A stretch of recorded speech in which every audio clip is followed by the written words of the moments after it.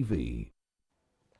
Welcome back and many thanks for staying with us. My name is Romeo Busiku. Of course, we are getting into another contentious conversation on the heightened political atmosphere within the country. I have Honorable Mike Sebelu. He is a member of the NRM media team. Well, David Louis Rubongoya can't join us right now, but he's on the way. I'll start with Honorable Mike Sebelu. A very good morning, sir. Yeah, good morning, my brother. I'm glad to be here, and it's good having me on your program. And you have a candidate of the National Unity Platform Party, Robert Chagulanyi, who is accusing your candidate, Yoweri Museveni, of being in bed with the Electoral Commission, hence causing the cancellation of electoral activities in Kampala and 15 other districts. Do you agree with this to be true? No, I find that a very reckless statement, devoid of any truth, any due serious consideration, and implying bad motive on the part of the Electoral Commission, which I think is an unfair allegation. We need to appreciate what we are going through as a country regarding the pandemic. It has hit a high line in some of the areas, and definitely any interventions in the interest of safeguarding the health and safety of Ugandans should be of interest to all of us, regardless of what our aspirations are. And what I would expect of any responsible leader at this point in time is to love their people and wish them well. And the best you can do at the moment is to wish them long life and good health, so that they live long enough to see you being voted. And any interventions in that direction should be appreciated by all of us. If anything, my candidate himself was not very pleased with this intervention because, one, he's been law-abiding, he's followed the standard operating procedures, so lumping him together with the people who have been undermining the standard operating procedures in an omnibus kind of arrangement would have been something that he was not very pleased with. But because as a party we believe in securing the lives of the people, that decision may not have been in our best of interest, but as people that appreciate interventions for the greater majority of the people, we took it in good faith. We are not comfortable with it, definitely. We would have preferred to have leeway and be able to talk to the people, but we definitely took it because it is aimed at safeguarding the health and security of the people of Uganda.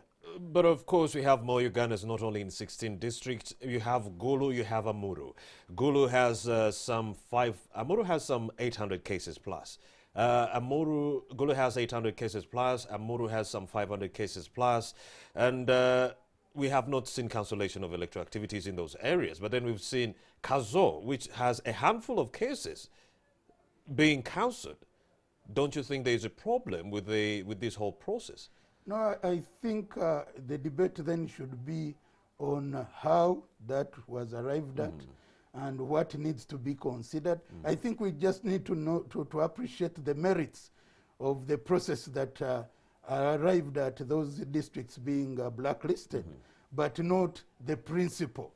Because the principle is appreciated, is that where we have such a level of threat, we should be cautious and we should be mindful of the safety and health of the people. So the narrative and the debate should be more on why did you leave out this and that, and with the evidence and with the science and with the statistics. I think that list can be upgraded with more evidence coming in, indicating that more cases are there and therefore need for the intervention to be made. Yeah. Don't you think millions of voters might be disenfranchised by this move by the Electoral Commission to ban these activities? Because a quarter of the voting population is within these districts. Wakiso, Kampala, Wakiso having some 2.9 million people, Kampala having some 1.7 million people, and a host of the other 13 districts that were also blocked. Don't you think voters within these jurisdictions might be disenfranchised? Not as such. I don't want to imagine that they will be disenfranchised. But there are other mediums that can be used to reach out to the populations. Right now, we are on air and we're believe that the message is going across. Indeed. It will definitely have a bearing in terms of the engagement. It may not be as deep as it should be. But I want to believe that this is the case for all the participants in the electoral process. It is not, Honorable Mike Sebalu. Any insinuation that some and not others is maybe, to say the least, not a fair comment. Mr. Sebalu, that was the biggest contestation before getting onto the show, that, okay, the virtual campaigns are going to be the other option. But then, even before, these members of the opposition were not being allowed to access some radio stations. Like I mentioned in my preamble, Muriet in Gulu, leader Soroti, he was cut off, switched off on a radio station after paying. Robert Chagulanyi, you saw what happened to Baba FM. He was in Bali at some point. He has been denied access to radio stations and TV stations. Don't you see a problem? No, I don't see a problem as such. But one thing is that where such happens, and there is good evidence regarding interruption or denial of access to a media house, I think there are processes and procedures of one to put their complaint to the Uganda Communications Commission, and I want to believe that Uganda Communications Commission does regulate and should be able to intervene to ensure equal access to the media. So where there are such exceptions, they need to be dealt with using the regulatory organization, which is the Communications Commission. And I want to see that as kind of, I don't want to look at that as the norm, because I've appeared on many media stations with opposition colleagues. We've enjoyed the same courtesy, we've enjoyed the same access. So those are exceptions, and those exceptions also need to be dealt with. I think a formal complaint needs to be lodged, and they are brought to apply within the law. Honorable Mike Sebalu is a member of the NRM's media team. Good news is that we do have Mr. David Louis Rwongoya, the Secretary General of the National Unity Platform. He has just joined us right now. Let's get some of his submissions on what has been said by Honorable Mike Sebalu. Right. Mr. Sebalu says you can run to the UCC on the point of being blocked from accessing some media houses. Have you tried this option? And also, Robert Chagulanyi plans to continue campaigning in the blocked jurisdictions. Isn't that a recipe for disaster waiting to happen? Thank you so much, and a very good morning to the viewers. First of all, it is incredibly unfortunate to see the Honorable Sebalu speak the way he does, because he must have seen crowds gathered in Mukono when President Museveni went there the day before yesterday. He must have seen people gathered yesterday in Chira when President Museveni was there, apparently to launch government projects. But you saw people wearing NRM T-shirts, clearly paid people, mobilized people, gathered on the streets. So in a way the president was still campaigning? Of course, he's campaigning in all these areas. While they claim that these areas, that because of COVID, and it is very, very sad to see senior leaders in this country behaving in this manner. For me, that's what baffles me so much, because these are people we should be looking up to. But you wake up one day and you cite COVID and you say, oh, no gatherings in this area, and then your candidate goes there, crowds gather, you are still campaigning, and then you do not see anything wrong with that. That's very, very unfortunate, to say the least. But secondly, and I think you made a very good point, that when they come and do all sorts of grandstanding and claim that the opposition has free access to the media, look, in Kampala, in Wakiso, I think we have this access to the radio stations. But I can tell you that every time the Honorable Chagulanyi, my candidate, has tried to access radio stations of country, either the radio stations are afraid to host him, or they have orders not to host him. And in some cases, even when he has access, they have to, we have to do it in such a way that they either find him in his hotel room, connect their gadgets from there, and he's able to relay his message. He cannot walk into a radio station without these kinds of interruptions. I haven't been able to host him on this show the whole year, but we can get him at his house. Exactly. So that's the thing. I remember when I came here some time back, and I think there was a sense that he was oncoming and the whole place was surrounded. So that is the unfortunate situation. And when he claims that you report to UCC, again, I really wonder the logic in that. Dr. Besigye one time went to court after he had been blocked from UBC, and the case took about 5 years to be decided. Well, it was finally decided, but long after the campaigns. The objective of this campaign is for us to be able to reach out to the people. So if I'm going to, it is like these claims which the Electoral Commission has been talking about. I want to put on record, first of all, that as a national unity platform, wherever we've been blocked from radio stations, whatever, we've been reporting to the Electoral Commission. We've been making reports, but they do nothing. And we've copied this to the Uganda Human Rights Commission and other government agencies. There's nothing they do. So when Honorable Sebalu says, oh, there are processes you report, yes, you can report. But if a decision is going to come 4 or 5 years from now, of what value will it be? So, David Louis Rubongoya, does that mean that you're going to defy the orders of the EC and continue with the physical campaigns within these 16 districts? In fact, we've not said that. We've told the countrymen and women that we're going to reach out to them in any way possible. We're going to find a way of reaching out to them. We are still discussing the modalities. We are glad that some of the comrades have gone to court and challenged these clearly illegal orders. Of course, you know how lengthy the legal processes are, like I already said. But we are going to reach our people because this is an illegal order. This is an unjust. And I mean, if President Museveni the other day was campaigning in Mukono and yesterday was in Chira, and today I saw he's going to be in Busabala or something, what should stop us from going out there and also being able to put out our message? Yesterday, Kyagulanyi accused the EC of lying about the prevalence of COVID-19 in Uganda. Where's the evidence, Mr. Rubongoya? No, I think maybe he was quoted out of context. Certainly COVID is real and we acknowledge that as a fact. I've been on this show a number of times and stated clearly that we were on record when we said there shouldn't be an election during a pandemic, because we understand that the pandemic is there with us, and but the problem is how it has been instrumentalized, how it has been weaponized by the NRM to gain unfair advantage. Yeah. And you said for you, you're okay with the postponement during a pandemic. Of course, UJCC, the Uganda Joint Christian Council, came out and said we could postpone for the next 3 years, but keep President Museveni as the interim president. Well, what do you make of that? Do you concur? Of course not. That's illegal. That's unlawful. First of all, postponement at this time is pointless in my view, and we've been very clear. When we said that the election should be postponed, it was at the start. We said, why are we rushing into this election? But we are also citing the constitutional provisions. The constitution of this country states that where you cannot have a normal election on account of circumstances like those which prevail today, declare a state of emergency. When the presidential term runs out in May, we would expect that the Speaker of Parliament takes over and other organs of state take over and continue doing their work until we are able to have a normal election. And of course, that's why the NRM could not stand. That's why they pushed this country into an election in the middle of a pandemic, because they could not imagine themselves without the president in that seat right now. So we have a constitution which has just been reduced to a mere piece of paper, because if we had followed it, declared a state of emergency, other organs of state take over, then we would be able to have a normal election as and when it is safe for all Ugandans. Mr. Mike Sebalu, let's talk about the cancellation of electoral activities within the 16 districts. I did talk to Dombo on Monday, and he said instead of cancelling only activities in the 16 districts, it should have been the whole country. Do you concur with this? I don't buy that view.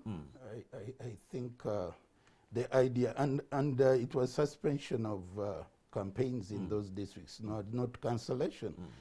I want to believe that. And I think that was based on scientific evidence that there could be threat. But one thing we need to appreciate is to adopt a methodology that can be able to allow activities move on as we manage the threats and challenges of COVID, so that then we are able to conclude the process in a manner that it is prescribed for. Yep. But then it's many of members of the opposition still contend that COVID-19 is being used as a political tool. If you go back, Mr. Sebalu, if you go back to the numbers and look very well, most of these districts, their COVID-19 cases are below 100. Kazo has only a handful, Buvuma, Kayunga, only a handful of cases, but then these districts have been highlighted, less than 100 cases in these jurisdictions. Do you believe, yes, according to the opposition, that yes, COVID-19 is being used as a tool to clamp down on the support of the opposition, because most of these areas where the physical activities were banned, are strongholds for the opposition.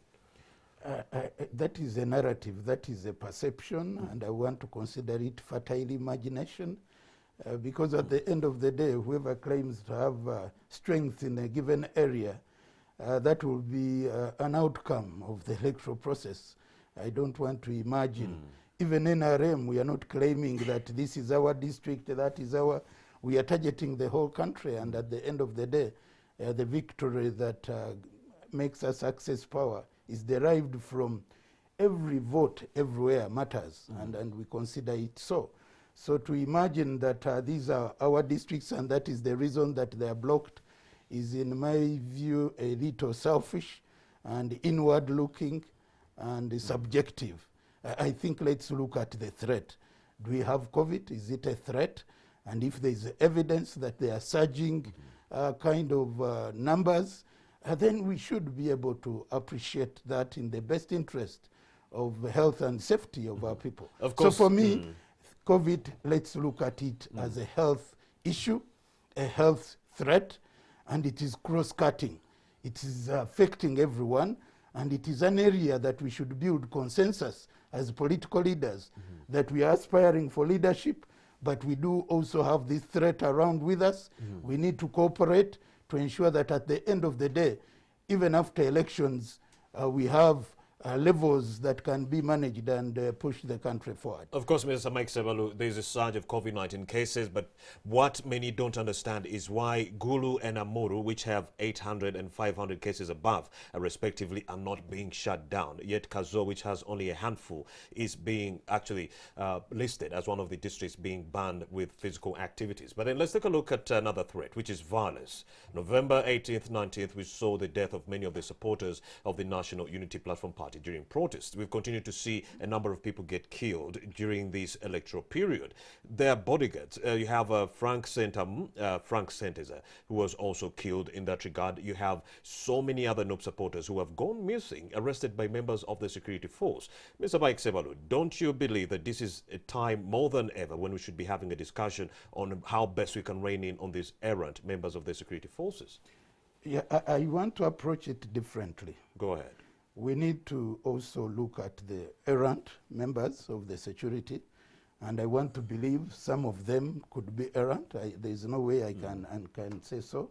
And the errant can be looked at individually, and processes are in place to have them disciplined and to have them brought to book. But we also need to look at the errant members of the political groups, candidates, supporters, and the leaders within the political outfits. We also need to look at that side. To look at one side of the equation would be very subjective and would not be objective at all. That would mean that sometimes it's the supporters who are instigating the violence against the security members. And reciprocation. And there have been evidence to that when we had the riots.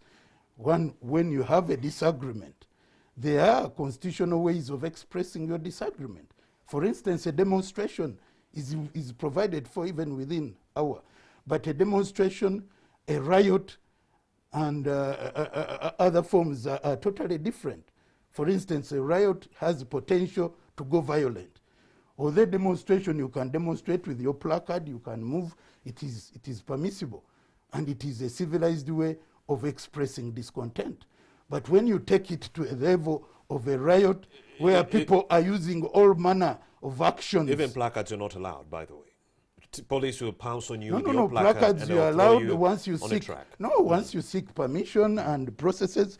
Even we are very fond of appreciating the Western world. There are even areas gazetted for such, where you can stand, you can express your discontent, and your point made home.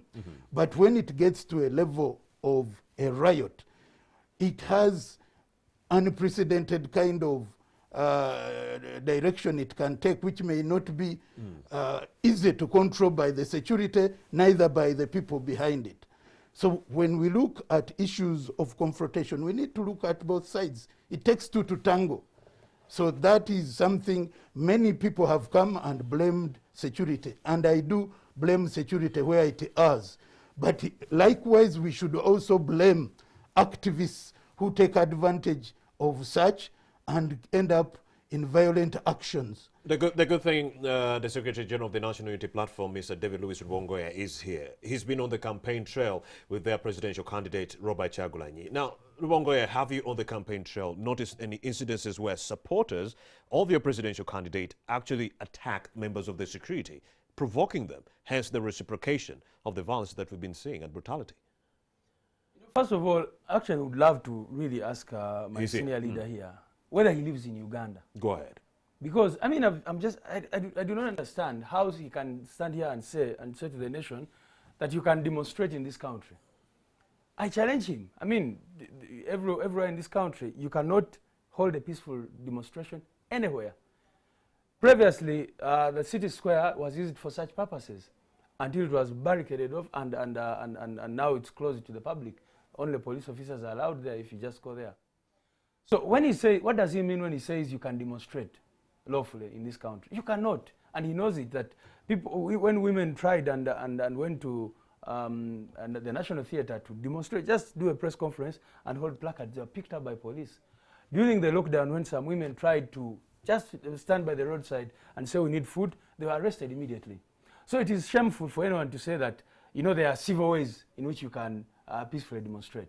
That's certainly not possible in this country, and we've seen it for several years now. The right to demonstrate, although it is written in Article 29 of our Constitution, has been taken away.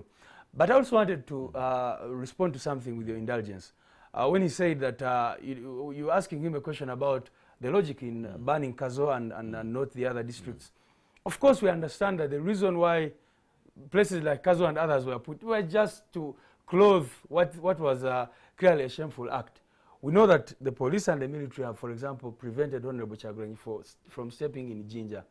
And we tried to go there on 3 occasions. On each occasion, they blocked him, regardless of what venue we got. And the RDC was on record, the RDC of Jinja, saying he will not be allowed in this district. He said he can go and hold a rally, a meeting many kilometers away from Jinja. Away from that, Kampala, Wakiso. So we know that the targets were those kinds of districts.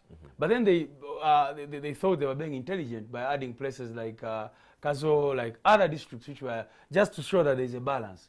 But in clear terms, these people do not want, because they've seen wherever we've been going. They've seen us go to Mbarara, they've seen us go to Chiruhura, they've seen us go to Kazo, they've seen us go to all places in this country, and the support has been overwhelming. Maybe they started asking themselves what would happen when the Honorable Kyagulanyi is allowed to eventually come to Kampala, to Wakiso, to Mukono, and Masaka, and such other places. Because there have been deliberate attempts to block us at all times. Finally, the question of violence. We have made it very clear that we are a non-violent political grouping. And I would really, really want the Honorable Sebalu to go and find out everywhere where we have been, and police, military have not disrupted us. He should tell us, he should just go and observe the patterns, what has happened there, vis-a-vis what has happened when the police comes in with brute force. All these provocations are always caused by the police and the military. Everywhere we've gone, I mean, you just do a quick scan of the districts and see where the police behaved with restraint, guided us to where we're supposed to go, from there left us to go our way. There was nothing like violence, because we believe in non-violent methods of doing our work. Of course, Luka, which was the center of all the chaos, has the list of COVID-19 cases. Yet Robert Kyagulanyi was stopped in the name of, stopping the spread of COVID-19. But when we looked at the numbers, Luka actually has the least number of infections. Certainly, and of course that it doesn't take any. It's quite obvious what this is about, because if you look at even before this ban, we are not allowed to campaign in most of these districts.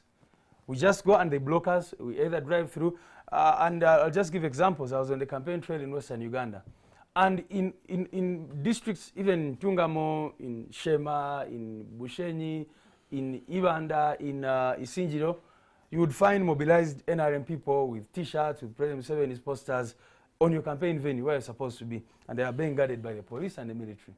Of course, in many cases, our supporters would overpower them and fill the place.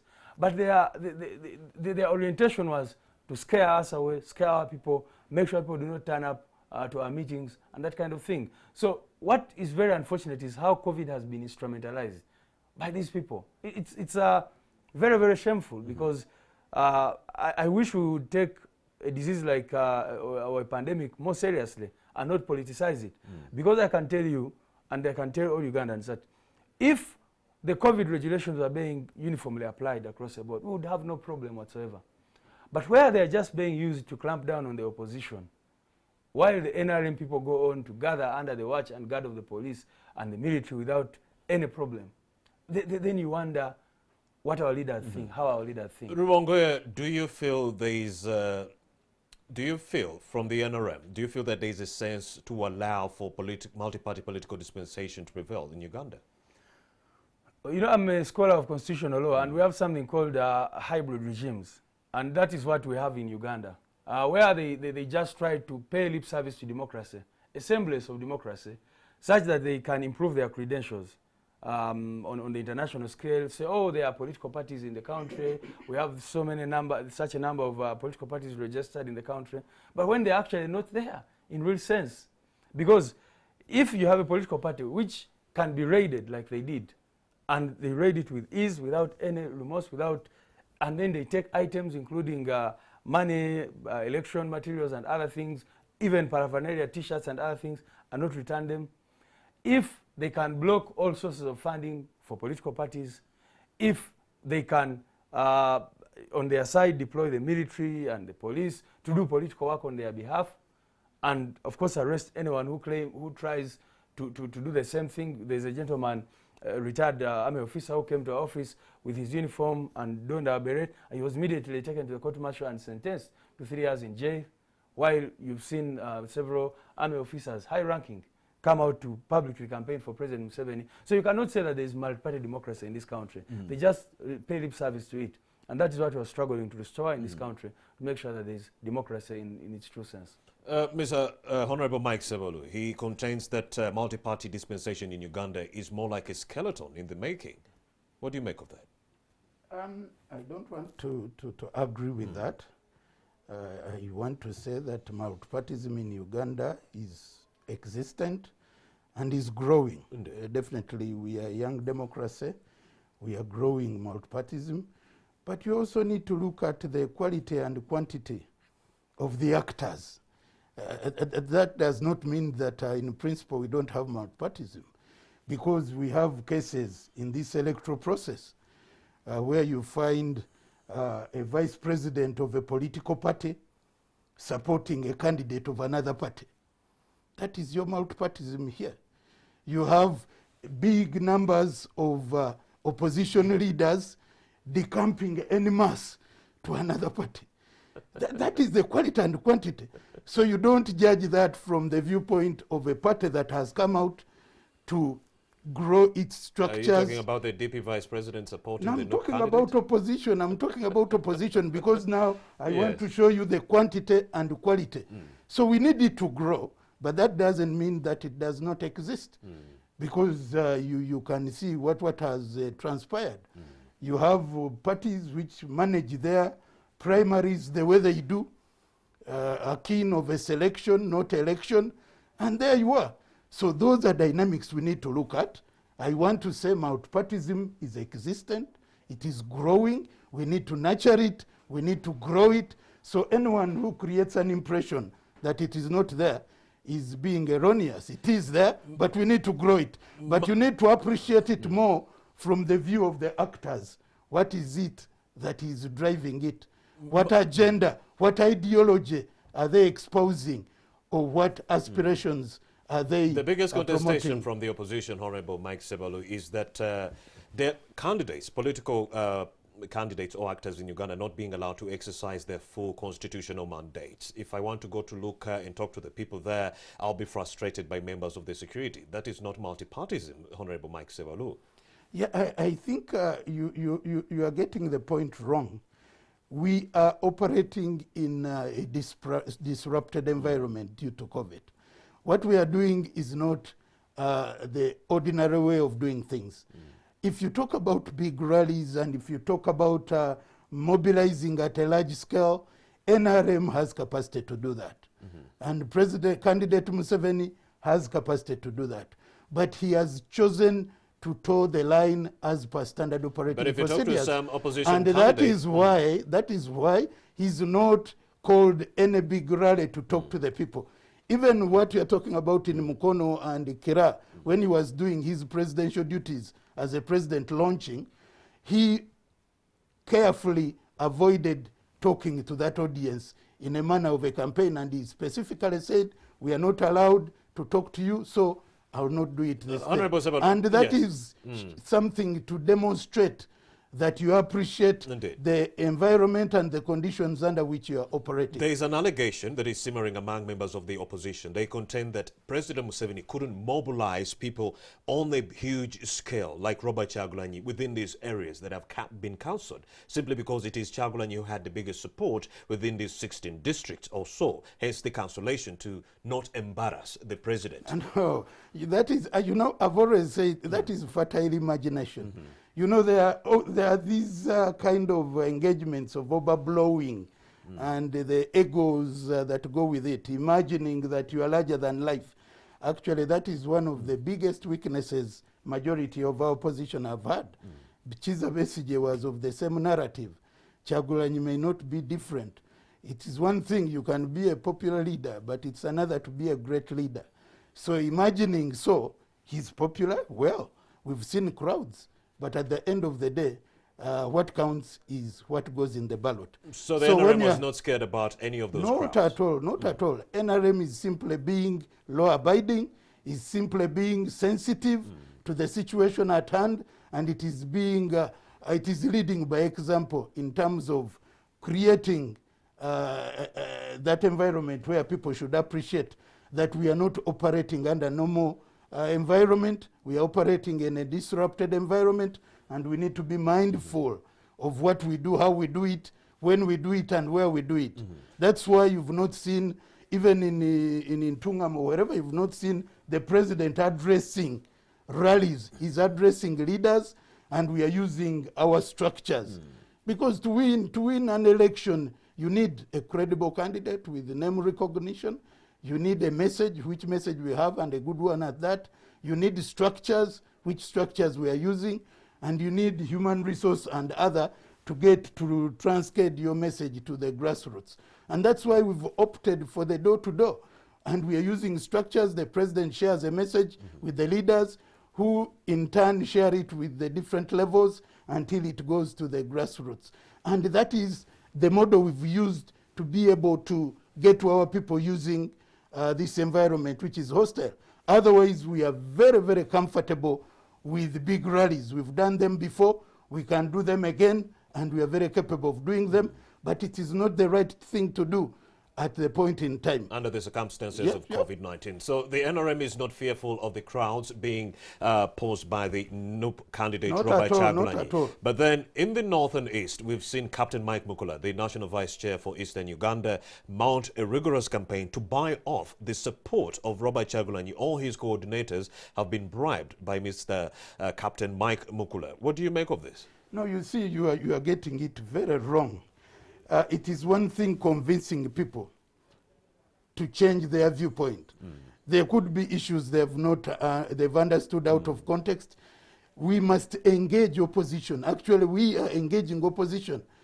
Even our supporters are encouraged to talk to people of different political persuasions. What are the issues and how can we help? Pardon? I see.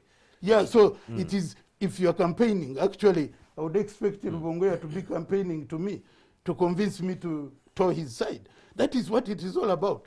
You don't campaign among your own only. You have to reach out if you're to increase your chances and even the vote base. So we have to talk to them. That's why we are talking to NUP, we are talking to DPs, we are talking to many of them. We are comfortable right now. That's why you see there are people who were never NRM in the previous elections.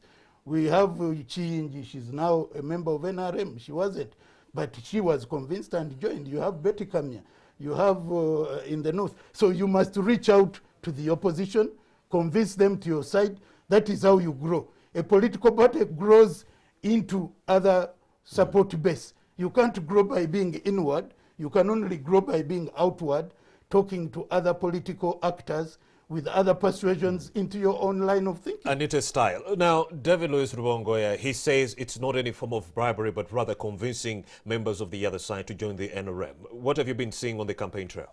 Yeah, but you know, what do you expect, honestly speaking? What do you expect them to say?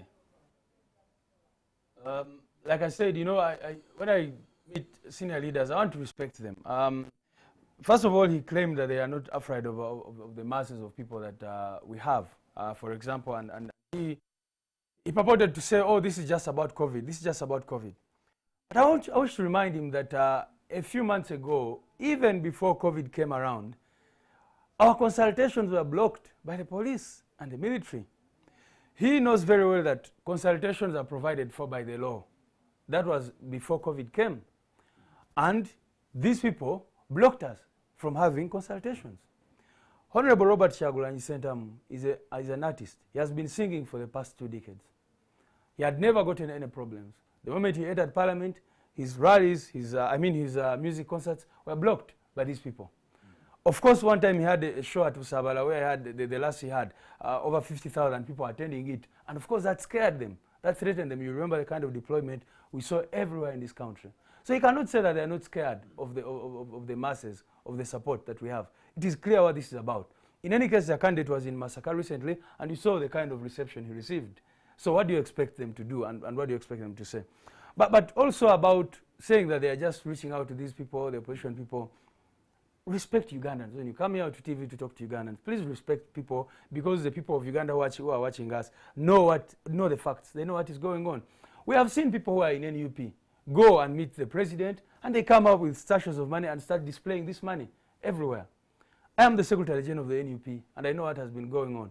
My candidates have been calling me left, right, and center. Those who have, especially those who have refused to be bought. And some have recorded messages of these people, voice messages of these people calling them to offer them all amounts of money, you know, taxpayers' money, 200 million shillings, whatever. Please get out of this election and we'll give you this. We'll give you a job. Others have promised all sorts of things. Recently, you saw what happened with the situation of the Minister of Finance, Matia Kasaija. A very embarrassing episode that they must even be ashamed to talk about. That someone steps down for the Minister for Finance and immediately they are offered a job, which is even non-existent in the law. But that is the political patronage that we're talking about. The political corruption, patronage that we're talking about. So it's nothing about COVID. It's just about political expediency, and it is outright bribery, moral corruption. Outright bribery, moral corruption, and if coordinators are being convinced to go to the other side, don't you think you might lose out come January 14th? Because most of the coordinators who would have sent the mobilizing message to the members of the public are now on the other side. Don't you think there's a vacuum? They have not been convinced, they've been bribed. Some of them, of course, I'll tell you that the majority of them have refused to give in. Yesterday I was meeting one of our coordinators, a very young man who has refused to be bought, and he clearly said, you know, I'm a young man. He told these people, I'm a young man. I will not allow my future to be destroyed because of these monies that you're giving me right now. But I'll tell you this. Our revolution is not built on the political class. Our revolution is built on the common person on the street. The revolution is built on the common person on the street. On that note, David Louis Rubongoya, I think we should link to Ivan Walonyolo. Then I shall return to this conversation with Honorable Mike Sebolo and David Louis Rubongoya. It shall be on commercialization of politics in Uganda. Ivan Walonyolo, a very good morning. He's going to be talking to a host of lawyers at this opportune moment. A very good morning.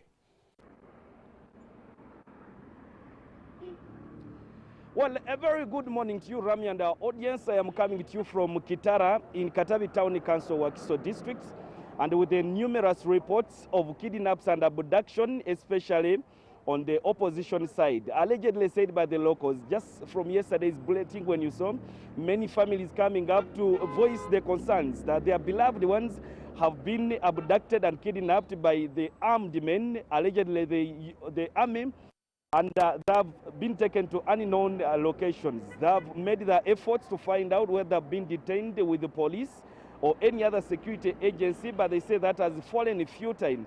I am standing at one of the stages where the locals say the armed men picked two of the missing people here in Katabi Town Council, and that is Jamil Chigozi and then Yasin Julius Kaiwa.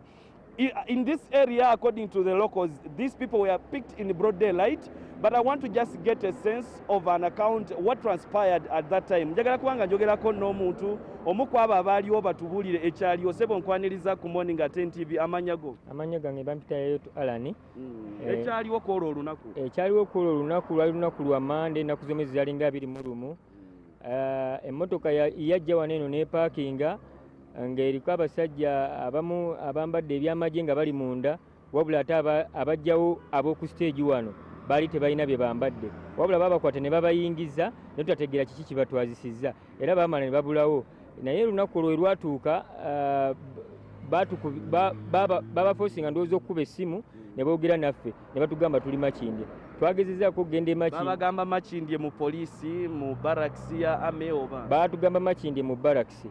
Era bwe twatuuse mu barakisi twatuuseeyo ne batugamba abo baaliwo naye tebaliiwo kati era tetusobola tegeera kati ssaawa zino gye bali, naye ng'era amagi ge gaabano nawano eno okubatwala. Mwaloopako ku poliisi nga bakabatwala? Tewali poliisi gye tutaatambulako, buli poliisi z'omu Entebbe muno zonna tutambuddewo nga tubannyonnyola ekiriwo nti bwe baakwata, wabula either nabo batuddamu ekintu kimu ebyo tubadde tebabitegeera kuba baba tebabimanyi. Kale weebale nnyo ssebo.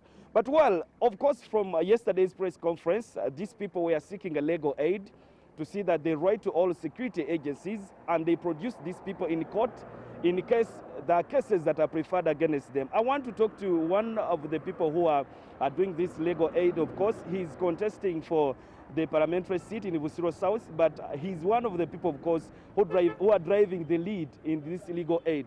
Such goes Stephen, welcome with me on Morning at 10 TV. Thank you very much, my brother. Yeah, we want to understand from yesterday's press conference, you're saying you want to take a legal action against what transpired with the kidnaps and abduction of these people. What is that exactly? But first tell us, how many people have you established gone missing in the area? So far we have established about 12 to 13 colleagues. As of yesterday evening, we were told of our brothers in Bweya, that is Kajansi Town Council. We were also told one of our brothers that in Kajansi Market that were also abducted, because I will not say they were arrested. They were abducted and kidnapped. The manner of arrest in which this exercise is done only shows that it's not an arrest, because they come, open the doors of the car as donated by the people at the scene, then they push you in the car and just whisk you away to an unknown destination.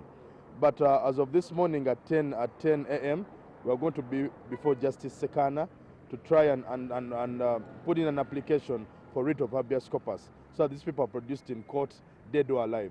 Unfortunately, when you try to talk to some of the security agencies, when you talk to the police told us it does not have the mandate to handle such matters. When we talk to the army referred us back to the police. When we talk to the police referred us back to the army, that this is way above the Uganda police. So it is a ping pong. So we don't know who we are dealing with. We don't know which security official we are dealing with. We don't know which security agency we are dealing with. Are we dealing with the police? Are we dealing with the army? Has the police failed on its job and it's the army now doing the abduction? The police has not come out clearly. The army has not yet come out clearly. But we believe we are going to serve the order onto every security agency. The UPDF, the UPF, Uganda Police Force, SO, ISO, so they all come out. But if they can only be courteous enough and tell us where these people are, what they're being charged of, because even the charges are not known. I do not know why my brother Jamil Chugos has been abducted, because we do not know what are the charges, what exactly are we dealing with. That is the unfortunate bit our viewers that we are facing right now. I think it's their right to see that if they've been arrested, and they should be given that right to talk to their relatives. And one of the eyewitnesses here was telling me that one of them made a return call and said he's in Makindye. Have you, as the Lego team, gone to Makindye to find out whether those people are there or not? Yes, we were in Makindye 2 days ago, and they told us that the people that we are looking for were actually not there.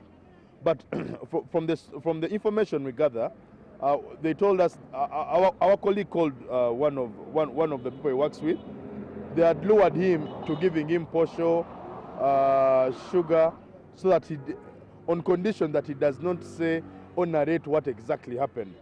He told us that he's in a very good condition and we should not get worried, but we should pray for him and also pray for his family. So we do not know the kind of condition he's in. Usually people that are usually abducted, we don't know, is he being tortured? Is he alive? Is he okay? Is he getting medical treatment? Because some of them are sick. Wow. So Sechigozi, thank you very much for your time with us. thank you very much, my brother. Well, Ramio, this is one of the stages here in Katabi Town Council, allegedly where the two boys were picked. Those ones that make a number that the Lego team wants to take an action. But I can tell you, I personally have had an engagement with the deputy army spokesperson, Dewa Kiki. He acknowledged that, yes, they do joint operations as security agencies, but for this matter, they have not yet established where these people are being detained, despite the fact that one of the people, the locals here are telling me that one made a return call that he's detained in Makindye barracks, but he says they will find out and tell us where they've been detained. It's over 1 week when some of these people were abducted or kidnapped. But of course, we wait to again engage these security agencies to see that those who are accused, if there are charges preferred against them, should be arraigned in court and they answer the charges. Well, Morning at 10 TV continues from me here in Kitara, Katabi Town Council. Back to the studios. A very good morning to you and our audience. Ivan Wolonyoro reporting about a very, very sad situation right there. People disappearing in their tracks. I still do have David Louis Rubongoya and Honorable Mike Sebalu, a member of the NRM media team, both of whom are still here. Let's continue with you, Louis Rubongoya, and talk about the case of missing persons, many who have been allied to the National Unity Platform. Since November 18th and 19th, many of the National Unity Platform supporters have gone missing from their various jurisdictions. Have you, what are you doing to recover or locate most of these people? Yeah, first of all, it's very, very unfortunate. When I was growing up, they were telling us about Pandagari, they were telling us about the evils that were happening under Amin and Obote and all that. And I think what we see now is a typical return of Pandagari in this country, because our supporters, I mean, I've since lost count of the numbers of people who have been abducted. You did mention 500 during the protests? Yeah, I mean, those if you go to Chitaria, it's full of people. During the protests, they just did operations and took people. And from that time, they've just been picking people from different locations, around Entebbe, in Makindye, everywhere. And not only in Kampala, but even in northern Uganda, in other places. Our candidate for youth, Eastern Region 1, Menya Andrew, disappeared just on the eve of nominations. And then he reappeared, severely beaten, and that kind of thing just 2 days ago. And so the abductions are ongoing. We sometimes fail to even know where these people are because we've written complaints to the Electoral Commission, like I said, to the police. We've tried to follow up, like one of the lawyers was saying. We've tried to go, our legal teams have gone to Makindye and other places, and many of these people are not there. Recently, we have some of the people who went to Chireka, the SID, who were imprisoned there, and then they left. But when they reached there, they found many of these young people there, and they've not been taken to court, nothing. In complete violation of the laws of this country. Article 23 of this constitution, Article 28 of this of the constitution of this country, all provide for these rights which you have when you're arrested, how much time you should take before being taken to court, and that kind of thing. So it is what we see in many times during a political season like this one here. I think the government is very, very threatened. In my view, my advice to them would be treat this as a political contestation, not as a military operation. We are not insurgents. We are political actors. We are Ugandans who want to change power peacefully. We should just go into an election, and then the people of Uganda will decide. And if you lose power, it's not the end of the world. That's a problem. The problem with dictatorships, they make staying in power their only and only preoccupation. But we should have a fair contest where, you know, the mothers and fathers of these young people don't have to, you know, stay there without knowing where their children are, their family members don't know where they are, and that kind of thing. So let's examine another contentious situation. Your NUP offices in various parts of the country have been invaded by members of the security on one point. And on other days or on other occasions, we've seen your former coordinators, especially in northern Uganda. You had Tony Olenge. He was one of your coordinators. He came back, caused chaos at the NUP offices, saying that the NUP leadership has not done enough to facilitate them in that regard. So they were jumping ship and joining the NRM. What do you make of all these incidences? But that's what I'm saying. That's now he was saying that there's multi-party dispensation in this country. But look at what they do. I'll tell you that on several occasions, these people, because their approach is, unlike all these despots of the past and of the present, their approach is always the carrot and then the stick. If you reject the money being thrown at you, they batter you. But sometimes they use the oppressed people to oppress fellow oppressed people. And that's what we see happening in this country. Our offices in Gulu were attacked, our offices in Lira were attacked, our offices in Kitugumo were attacked, and other places in the country. In Chiruhura, all our offices were attacked. And then these people claimed to be NRM. They came and took them over and put President Museveni's posters on the NRM, on the NUP offices, which we had actually paid rent for. So this is what we talk about, the brutality, the levels of repression. What I always want these people to think about is what legacy they want to leave. Because every once in a while I read books about Mobutu. And it's as if you're just walking in Uganda right now. But these are the shameful things they used to do. They get these young people like Olanya Olenge, and they don't even give them a lot of money. But they just see a person, people who have been impoverished. Instead of now the government talking about empowering them, they'll just give them bribes and start using them to do very, very unfortunate things. You saw what happened to our office in Lira. People came drunk on, I don't know, whatever, because, and then they came, attacked the office in Lira. The police was there, they did not touch them, they did not do anything to them. And a few minutes later, they were meeting the Deputy Speaker of Parliament. Indeed. So you wonder how they think, and for me, because falling they must, going they must, they will. But they should also examine the legacy they want to leave. Indeed. Because when you think about all these leaders who have done all these things, they have not saved them from the inevitable. Eventually they will have to go, and Uganda will have to move on. Well, I would like to know whether or not such incidences weaken the party, and also on the other note, I would like to also talk to Honorable Mike Sebalu on what exactly is wrong with Ugandan politics shortly after this breather. We'll be right back.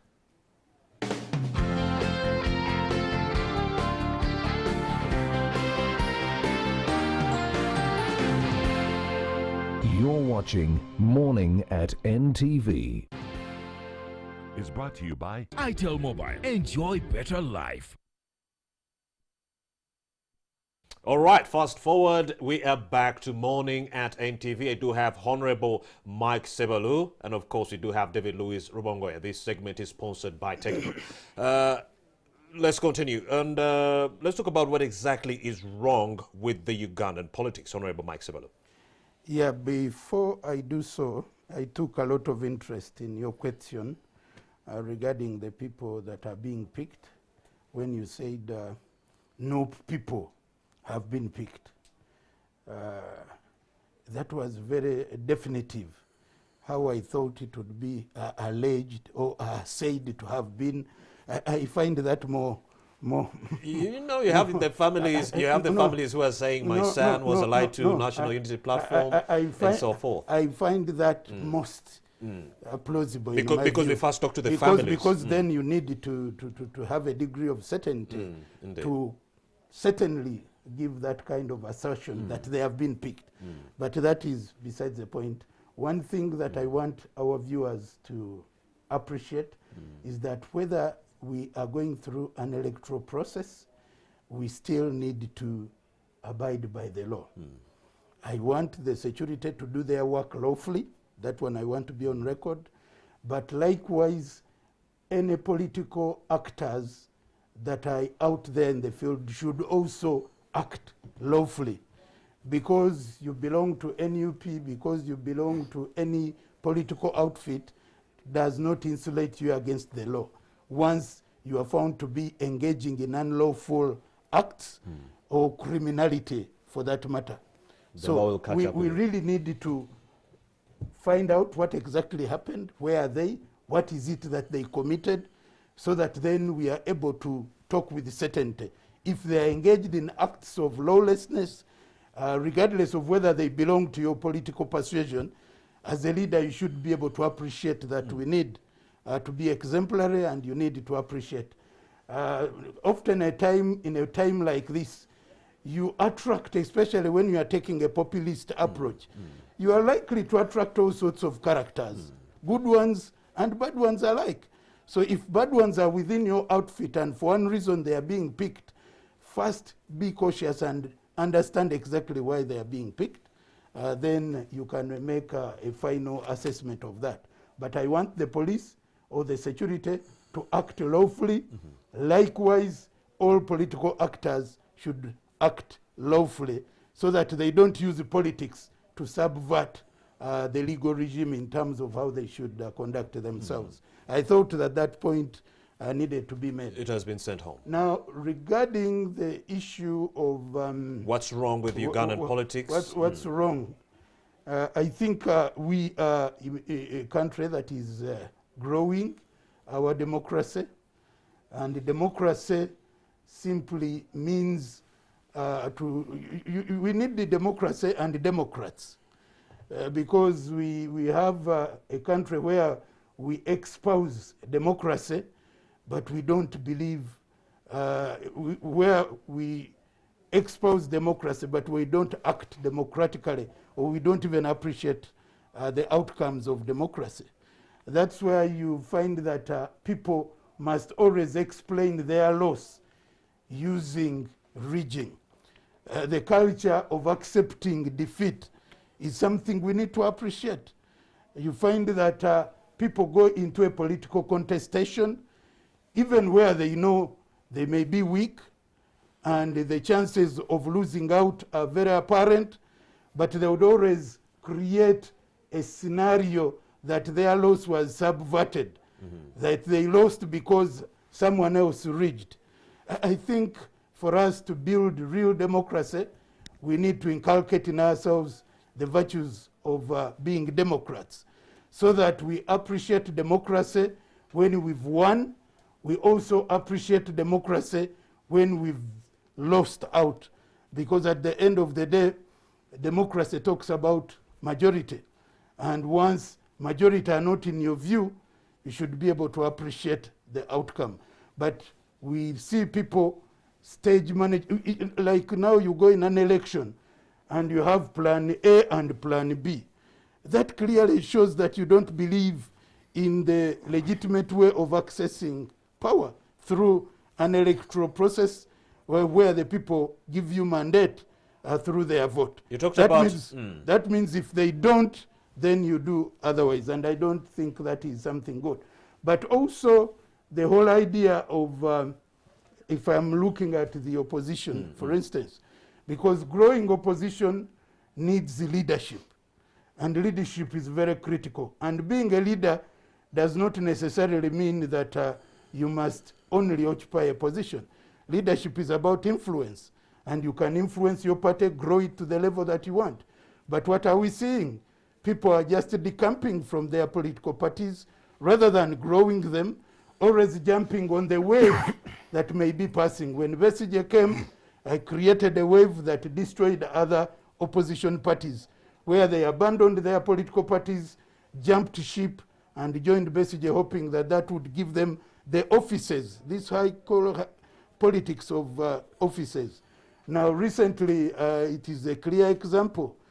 Basically, NUP, I appreciate them, but it is an outfit built around people who have abandoned their political parties and persuasions, where a new formation is in place.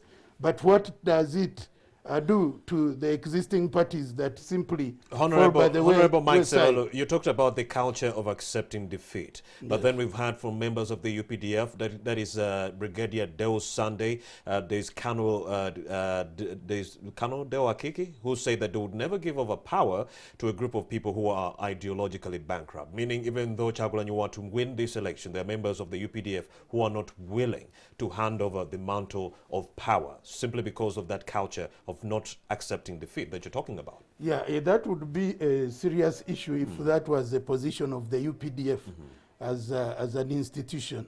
Not I think that as an institution, but these were individuals. Those are individuals, and I condemn them personally. I don't subscribe to that school of thought, and I would say that if they ever said that, that was an act of indiscipline.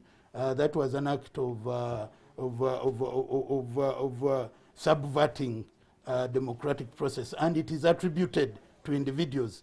It is not the position of the institution of the UPDF, and as such, I don't want to appreciate that viewpoint. It was an individual viewpoint, which I don't appreciate, and which I despise. Yeah. Honorable Mike Sebalo is a member of the NRM media team. He also represented Uganda in the East Africa Legislative Assembly. We also do have the Secretary General for the National Unity Platform Party, that is Mr. David Louis Rubongoya. Daniel Sebachije, is Jackson Onyango ready to give us an update? Okay, let's go to Jackson Onyango. He's going to be giving us an update on what is happening within the Amuria camp. Jackson, good morning. Hello. Yes, a very good morning. We are coming to you from Soroti City, where the Forum for Democratic Change presidential candidate Patrick Oboy Amuriat spent the evening after campaigning in Bukedi, Kumi, Kumi, and here in Soroti. Of course, he was welcomed by his tribesmen here, whom he hopes that he will be able to tap their vote or convert their votes into his own support. That is from, if you look at Soroti, for instance, in the previous election, that is 2016, they voted for the former presidential candidate, Kiza Besigye, and so he hopes that he will be able to convert these votes into his own. Soroti is one of those few districts that have always contributed to the opposition numbers in parliament. Some few people here are able to get, the opposition are able to get some members of parliament from this area, just like in Rukunjiri or Tororo and other few districts. Yesterday, there was no any incident of tear gassing or shoving shoulders with the police.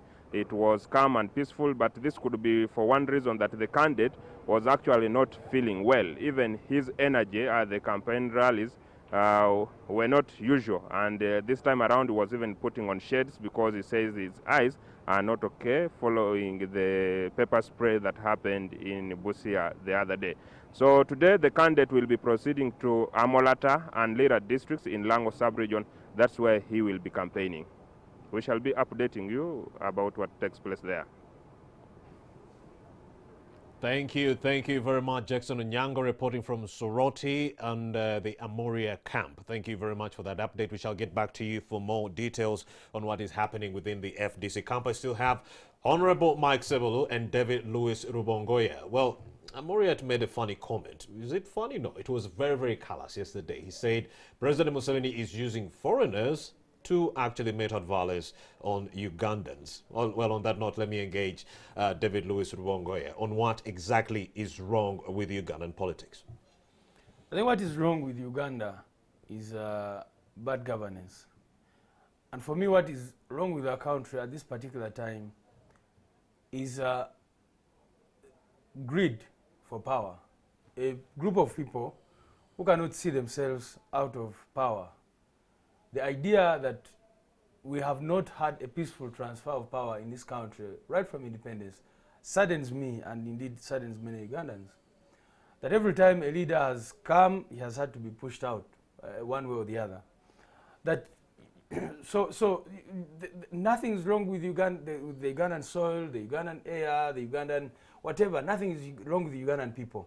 The problem of Uganda is simply a failure of leadership. The leaders who think that, like the president said the other day, that he has not seen any person who is capable Previously, they said there's no one with a vision. So that is Uganda's problem. And that is Uganda's political problem. That's a problem of Uganda in many, many ways. And it trickles down to all aspects of our country, the way the police and the military do their work, the way the civil servants do their work. Because Honorable Sebalu here was a member of IALA. He left. He's here now. That should be what it should be even for the presidency. Go do your work. After serving, do other things and let the country move on. So it's important for leaders to understand that the country is bigger than them, and that no matter how much you try to stay in power, you cannot outlive a country. Also address the funding gaps that have been registered during this electoral campaign period. Many of your candidates have fallen off the wagon simply because they did not have the money to continue in these very expensive campaigns. Go ahead and address that. Yeah, in fact, most of the candidates, and I don't say there are many candidates who have fallen off NUP. It's just because these people, the moment they get a candidate, they just try to, overblow it and to show that there are many candidates. They are just a handful. But most of these candidates, as I said, have been compromised. And all our candidates have been approached. Even if you just do an interview, I would encourage NTV to do an investigative story. Just go to all our candidates and ask them. They will tell you how many times they've been approached to be bought out of the election. But that said, one of the problems political parties face in this country is funding. You saw us the other day fundraise from the public money to help our candidates nominate. You see, and this happens a lot. Every once in a while you hear NRM people say that, you know what, we have more candidates, so that shows our strength in a very shameful way.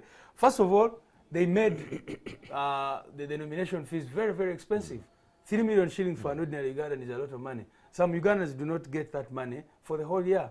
So you're telling someone that if you want to nominate as a candidate, pay 3 million shillings. These young people have just, Uganda is predominantly a country of young people. They've just finished school. They don't have a job. You're telling them to pay 3 million shillings for nominations. But also politics has been commercialized in this country. You saw the other day, the Secretary General of NRM, she issued a statement where they are giving their candidates up to 40 million shillings.